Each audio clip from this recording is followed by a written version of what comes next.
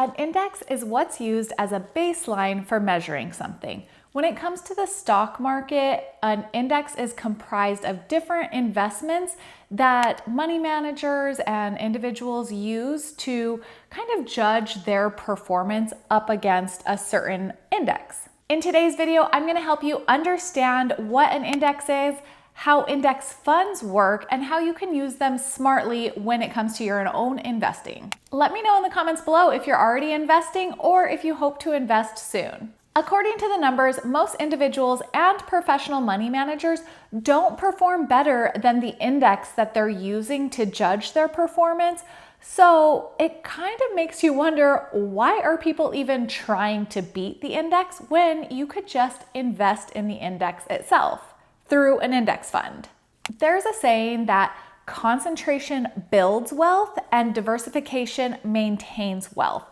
So with that in mind, it would make sense to, instead of investing in an index fund which has tons of investments, be very concentrated in a few investments to really build that wealth if you are in the wealth building phase of your life. But the big problem is, which stocks or investments do you choose to become very concentrated in on? That's the problem. It's so difficult to pick the winners out of a pool of different stocks. So that's why these individuals and professionals have a really difficult time outperforming the markets in a long period of time, because there's so many variables that go into what makes a stock successful over time. And if you hand select a few and they do really well, you're going to perform way better than holding a bunch of different stocks. But there's a gigantic risk that those few stocks you pick can do really poorly, and then you just wasted all that time and money and opportunity for just a more stable, steady growth over the long run. Even though it's not necessarily steady if you're still invested in stocks heavily within funds, but it's gonna be more stable than a few individual stocks would be. So instead of trying to hand select the winners, because we just don't know, we don't have that crystal ball, of course, so that's where index fund investing becomes really beneficial and a really great way to invest over time and grow your wealth. Because an index fund is a way to invest in a bunch of different stocks all in one packaged investment. Indexes, not index funds, but the index themselves they each have their own set of criteria. So it could be the 500 of America's largest stocks, which are in the S&P 500. It could be 30 individual stocks that comprise the Dow Jones Industry Index, or it could be the Russell, which has small companies, the NASDAQ, which has technical companies or technology companies. So each index itself has its own rules of what it takes to fall within this certain index. And if you as an individual wanted to go out and buy a bunch of different stocks, say from the S&P 500, you would have to individually buy each one of those. And you could see that could get very expensive if you had to buy the cost of the whole entire stock and a ton of them.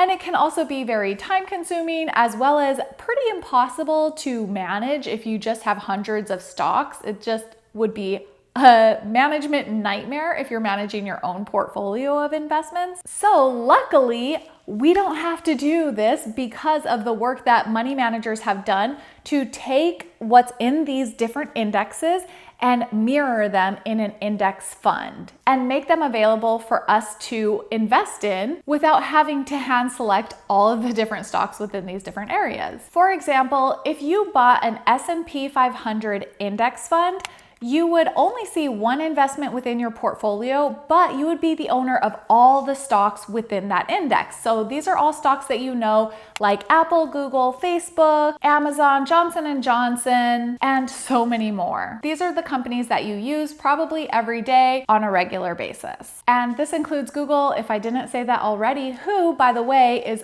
an owner or the owner of YouTube. So speaking of YouTube, while you're here, go ahead and subscribe to my channel so you can get more investing inside information.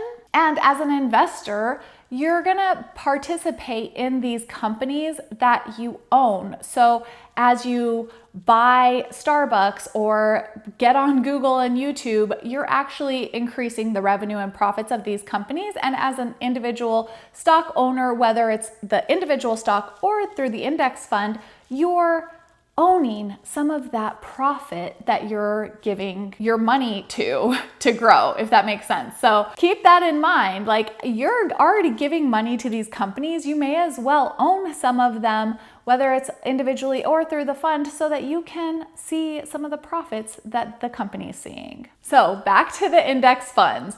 When money managers put these all together, they're not actively managing what's in the fund. So they're not making any decisions on when to buy, sell, or exchange any of these stocks inside the fund.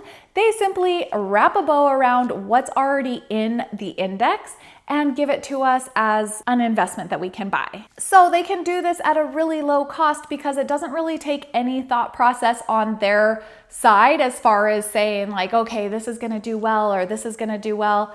They just say, well, this is what's in the index, here you go. So that's why it's really cheap to invest in an index fund when you're talking about the cost or the fee associated with that fund, in comparison to a typical mutual fund, which money managers for these do hand select what's in there because they think that they're going to outperform the index as a whole. So they charge a larger fee for all of that analyst work that they do. But like we've seen statistically, it doesn't always work out, and most of the time those funds don't perform better than the index as a whole. So it doesn't make sense to pay more money and get less performance with your investments. That just doesn't make sense at all. So that's why index fund investing has become really, really popular, because it's just a more efficient, cost-effective, better way to invest over time compared to mutual funds. One thing that you can do when you are starting to invest in a smart way is use these index funds, but there's a strategic way to do it. You don't just go out and buy all the funds available. Especially,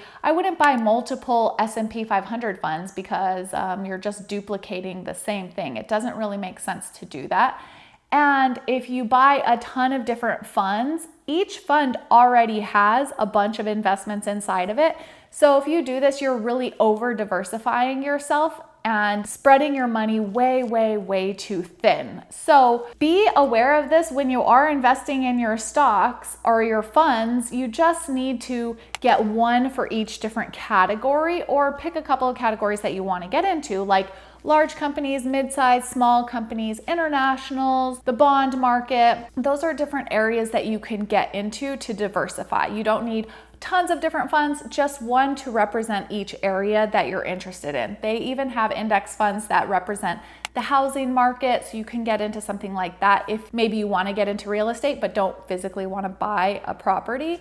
That's another way for you to get into the real estate market. You can do it through an index fund based on real estate. If you want more specific help on building a full portfolio, take a look at this video or one of these videos, because I do walk you through that, and I think they're actually going to be over here, but take a look at those and let me know in the comments below if you are going to invest, what you're investing in.